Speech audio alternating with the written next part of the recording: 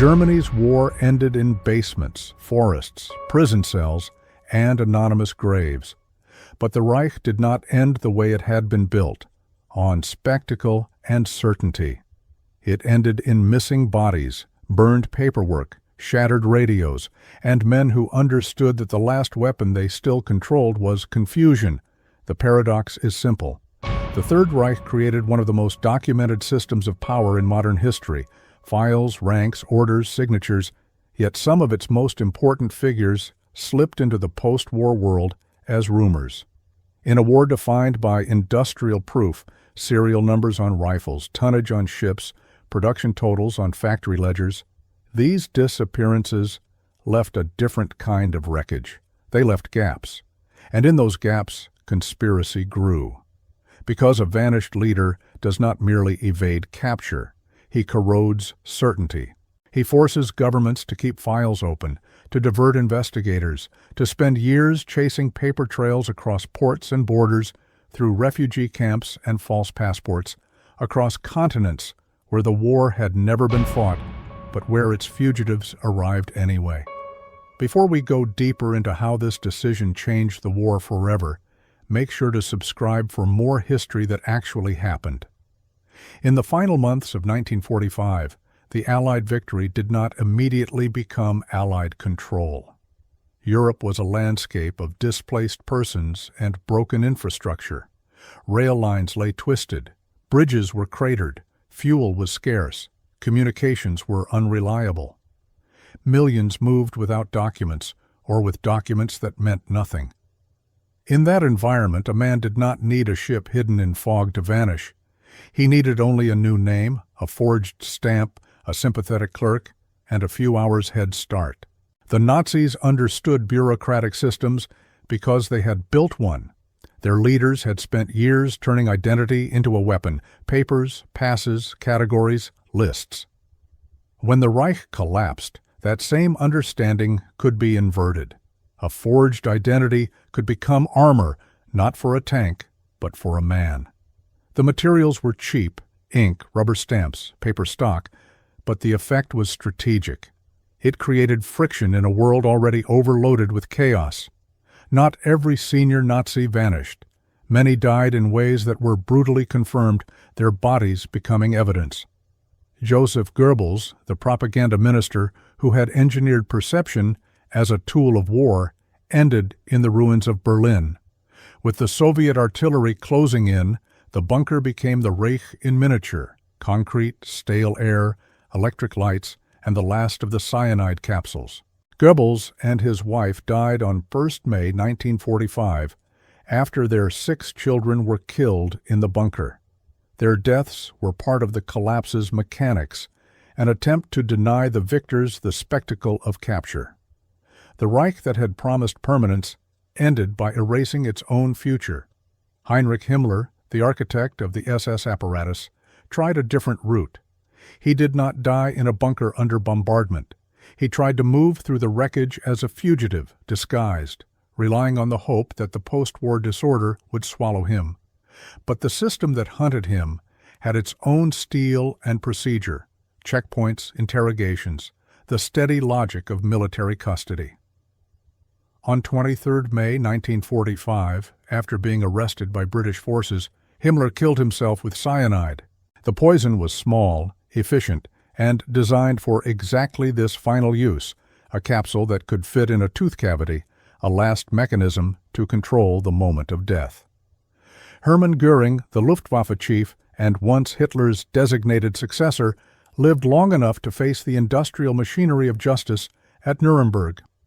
The trial was built like a factory line of accountability: documents, witness testimony, exhibits, translations, transcripts. It was meant to turn crimes into proof, proof into verdicts, verdicts into sentences. Göring disrupted that process at the last moment. On the night of 15th of October 1946, he committed suicide with cyanide in his prison cell, hours before his scheduled execution. Even in defeat, he denied the tribunal the final act it had planned. These deaths created certainty: bodies, dates, custody records. But certainty was unevenly distributed. Other figures slid into ambiguity, and ambiguity became its own battlefield. Martin Bormann embodied that battlefield. As Hitler's private secretary and head of the party chancellery, Bormann was not a battlefield commander. He was an administrator of power. He controlled access, paper flow, appointments, signatures. In the Reich's final hours, that kind of man was both valuable and vulnerable. He was last seen attempting to break out of Berlin as the Soviet ring tightened. Then he disappeared into the rubble of a city that was already becoming a different kind of terrain, not a map of streets and buildings, but a layered mass of collapsed masonry, burned vehicles, broken sewers, and improvised graves. For decades, Bormann became a ghost with paperwork. He was tried in absentia at Nuremberg and sentenced to death, a verdict that made sense legally but not emotionally, because it did not close the story. Investigators chased claims that he had escaped to South America, to the Middle East, into secret networks that supposedly specialized in extraction. And then in 1972, during construction work in West Berlin near Lehrter Bahnhof, workers found human remains. The site was close to where Bormann had last been reported during the breakout attempt. Forensic examination, especially dental comparison, led experts to conclude the remains were Bormann's.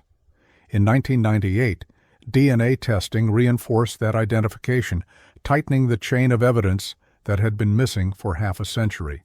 The city that had swallowed him finally returned him, not in dramatic revelation, but in bone fragments, teeth, and laboratory confirmation.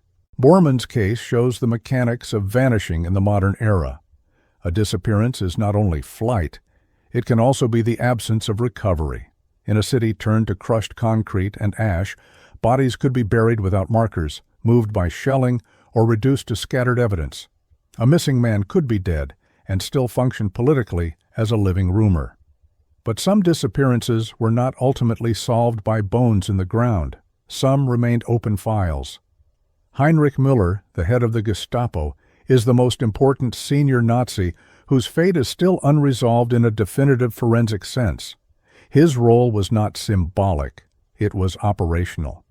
The Gestapo was not a mythic force, it was an administrative machine of repression built on surveillance, interrogations, informants, and arrests. Müller was at the center of that machine, a man whose knowledge was itself a strategic asset. In the post-war world, that made him dangerous in a different way. If he lived, he might trade information. If he died, his death would remove a potential witness and a potentially prosecutable node of the system. He was last reliably reported in Berlin in late April or early May 1945. After that, there was no confirmed capture, no confirmed body, no confirmed grave. Over the decades, claims surfaced repeatedly, sightings, rumors of Soviet recruitment, rumors of American recruitment, rumors of escape. The record became a kind of fog of war that continued long after the shooting stopped. U.S. archival material and later reporting show how uncertain even intelligence services remained about his end. Some later accounts suggested he likely died in Berlin in 1945, but without a body and definitive forensic confirmation, the question never closed the way Himmler's or Bormann's eventually did. Müller's disappearance demonstrates how the collapse of documentation can protect a man as effectively as a fortress. While some leaders vanished into uncertainty, others did not vanish at all. They escaped, lived, and were later found not by luck, but by years of investigative persistence. These cases reveal what a post-war disappearance actually required: routes, documents, money, and sympathetic structures.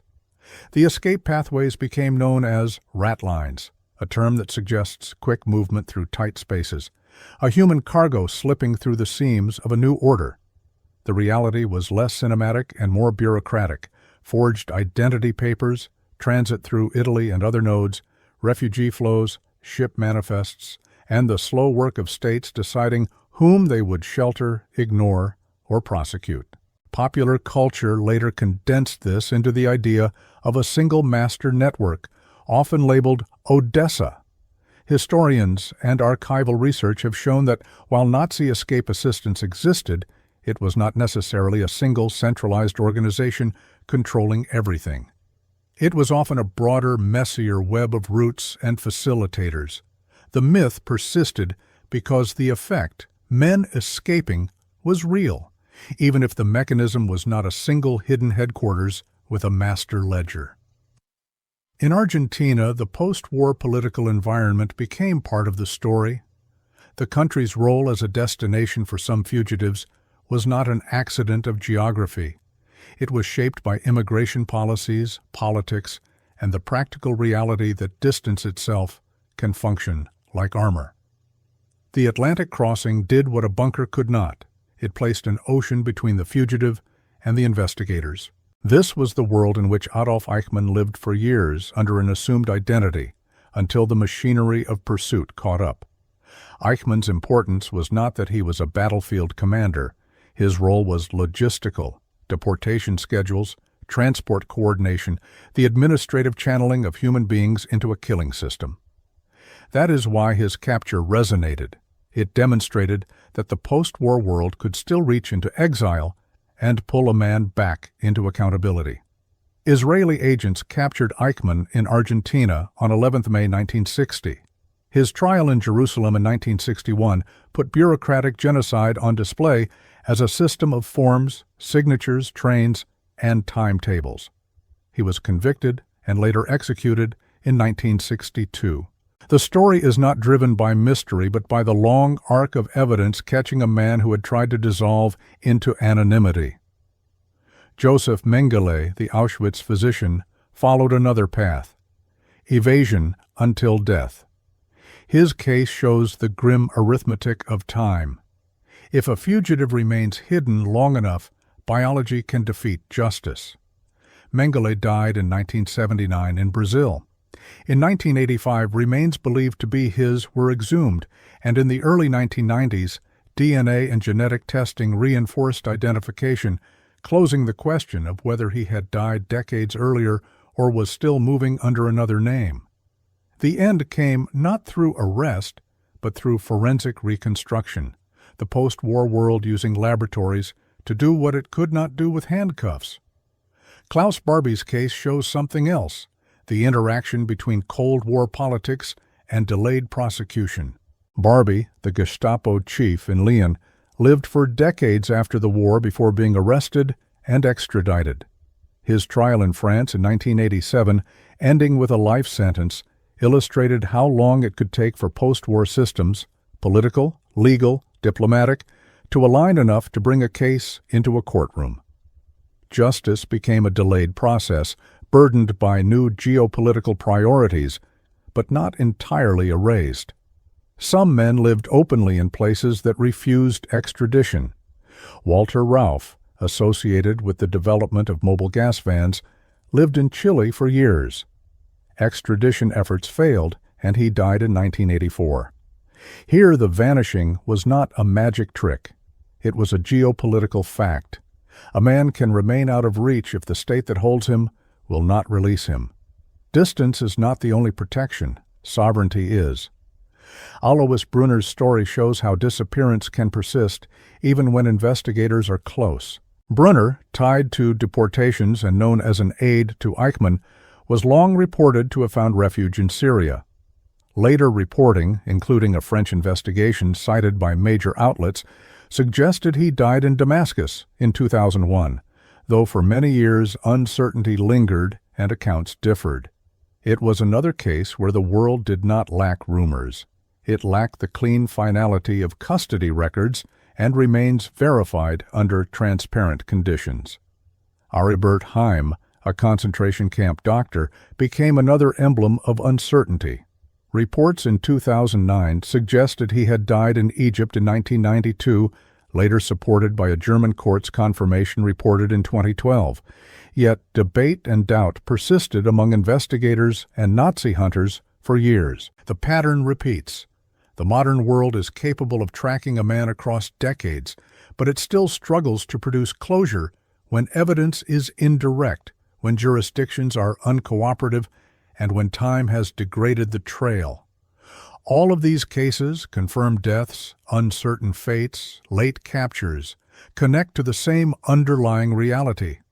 The war did not end cleanly. The Reich collapsed faster than the world could catalog it. And into that gap stepped the post-war intelligence environment, where knowledge became currency.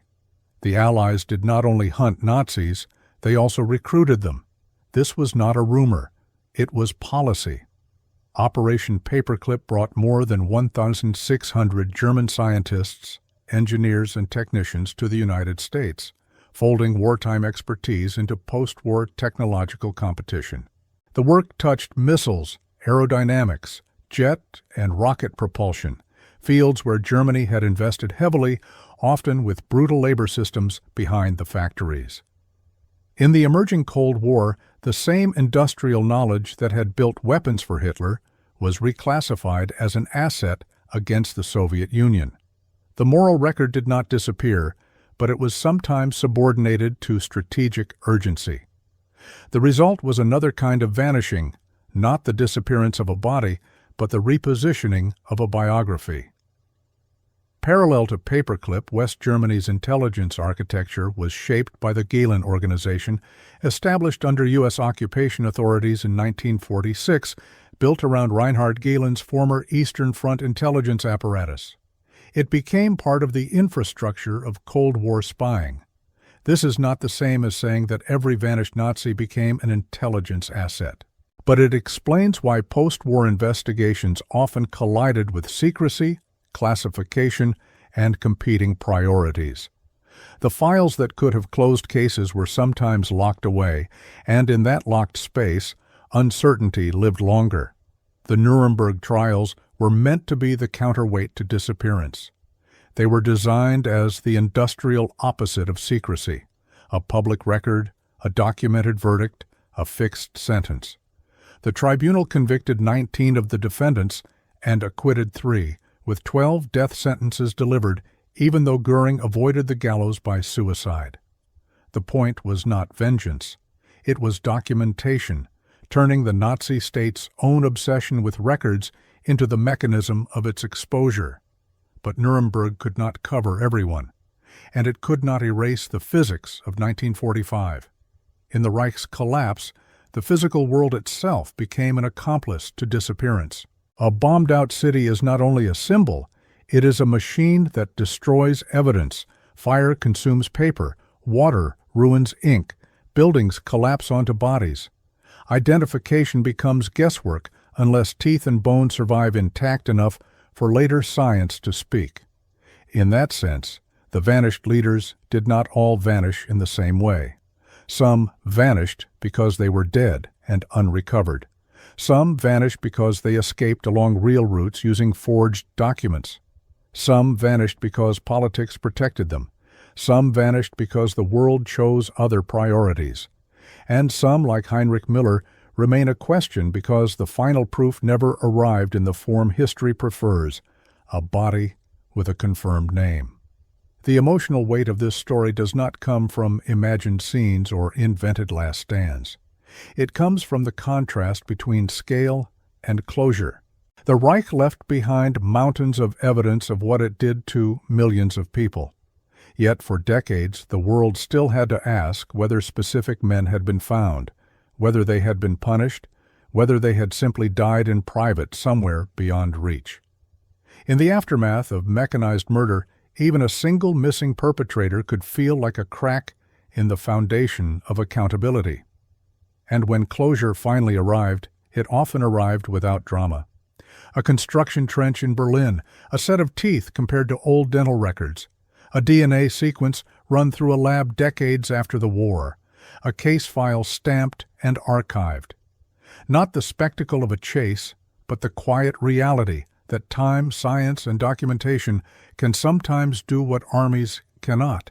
The final irony is that the Nazis, who believed they could engineer society through bureaucracy, were ultimately undone by bureaucracy when it was turned against them through tribunals, archives, and forensic science.